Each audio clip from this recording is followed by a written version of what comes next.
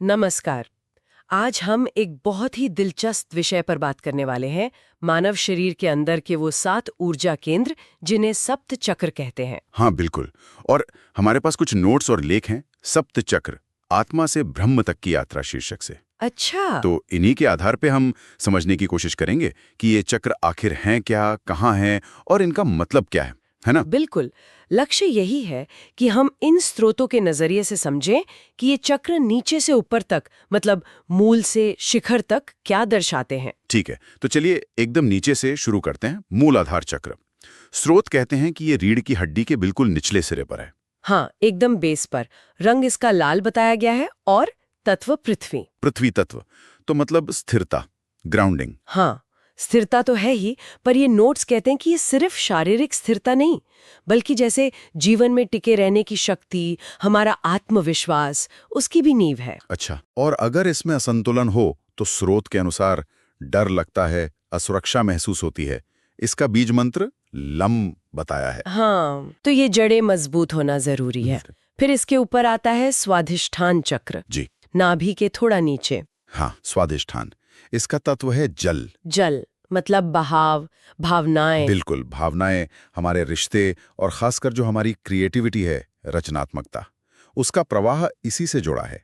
स्रोत कहते हैं कि जब ये जागृत होता है ना, हाँ। तो जीवन में एक सहज आनंद सा महसूस होता है। प्रेम की लहरें उठती हैं, जैसे पानी बहता है वैसे ही। इसका मंत्र है वम। वाह। भावनाओं और रचनात्मकता के बाद अगला है मणिपुर चक्र, नाभि के पास। हाँ जी, मणिपुर। और इसका तत्व है अग्नि। अग्नि, अच्छा। हम्म, तो ये पावर का केंद्र हुआ, इच्छा शक्ति। हाँ, इच्छा शक्ति तो है ही, लेकिन नोट्स इसे सिर्फ बाहरी ताकत नहीं मानते। वो कहते हैं ये हमारी आंतरिक ऊर्जा है, संकल्प की शक्ति। जैसे हम अपने लक्ष्य कैसे साधते हैं, हमारा आत्मसम्मान, वो सब। अच्छा, मतलब ये हमें एक्शन लेने की ताकत देता है। बिल्कुल, और इसका मंत्र है रम। ठीक है। तो शक्ति और पाचन के बाद हम ऊपर आते हैं हृदय तक, अनाहत चक्र। इसका तत्व वायु है। हाँ, अनाहत, हृदय केंद्र, तत्व वायु। वायु मतलब? खुलापन, विस्तार। सही पकड़ा। वायु तत्व मतलब विस्तार। स्रोत इसे बिना शर्त वाले प्रेम, करुणा और माफी का केंद्र बताते हैं। जब ये संतुलित होता है तो दिल खुला होता है, सहानुभूति, दूसरों से जुड़ाव, वो भावनाएं आती हैं। जैसे हवा हर जगह है ना, वैसे ही। इसका मंत्र यम है। बहुत खूब। अब हृदय से और ऊपर चले तो गले में आता है विशुद्ध चक्र, तत्व आकाश या ईथर। हाँ, विशुद्ध चक्र आकाश तत्व। आकाश, ये तो सुनने में ही विशाल लगता है। इसका कम्युनिकेशन से क्या कनेक्शन है? देखिए, आकाश तत्व का मतलब है स्पेस, खाली जगह, संभावना। तो स्रोत कहते हैं कि इसीलिए ये चक्र हमारी अभिव्यक्ति से जुड़ा है। हम कैसे बोलते हैं, सच बोलते हैं या नहीं, हमारा कम्युनिकेशन कितना प्रभावी है। अच्छा, मतलब विचारों का खुला प्रवाह। हाँ बिल्कुल। जब ये खुला होता है तो हम बिना किसी रुकावट के खुद को व्यक्त कर पाते हैं। इसका बीज मंत्र हूं है। ठीक है।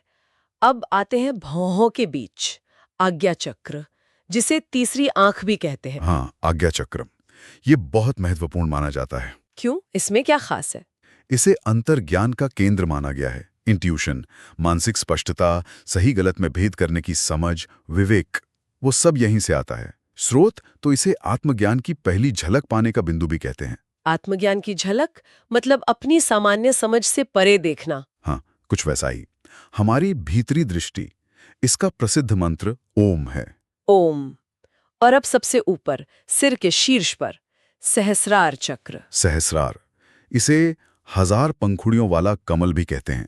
स्रोत इसे ब्रह्म का द्वार कहते हैं। ब्रह्म का द्वार, इसका क्या मतलब हुआ? मतलब ये चेतना का उच्चतम स्तर है, वो बिंदु जहां व्यक्ति खुद को इस ब्रह्मांडीय चेतना से जुड़ा हुआ महसूस करता है, एकाकार। अच्छा। स्रोत कहते हैं कि ये आत्मबोध और मोक्ष की ओर पहला कदम है। यहां पहुंचकर एक पूर्णता का अनुभव होता है। इसका मंत्र या तो मौन है या फिर ओम ही है। तो अगर हम इन सातों चक्रों को देखें, मूलाधार से सहस्रार तक, तो ये एक तरह की सीढ़ी बन गई, चेतना की सीढ़ी। बिल्कुल सही। स्रोत यही दर्शाते हैं। ये यात्रा शरीर की स्थिरता से शुरू होकर आत्मा के अनंतता तक, ब्रह्म तक जाती है।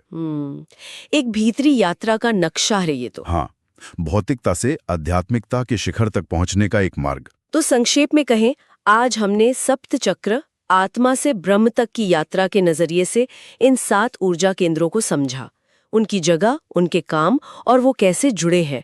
ये तो अपने आप में एक पूरी दुनिया है हमारे अंदर। बिल्कुल। और जाते जाते एक सवाल श्रोताओं के मन में छोड़ जाते हैं।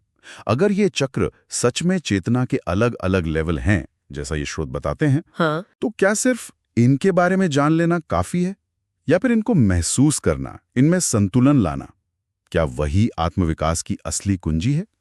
सोचेगा जरूर। मूलाधार की उस स्थिरता से सहस्रार के उस अनंत जुड़ाव तक की जो यात्रा है, वो व्यक्तिगत स्तर पर कैसी महसूस हो सकती है।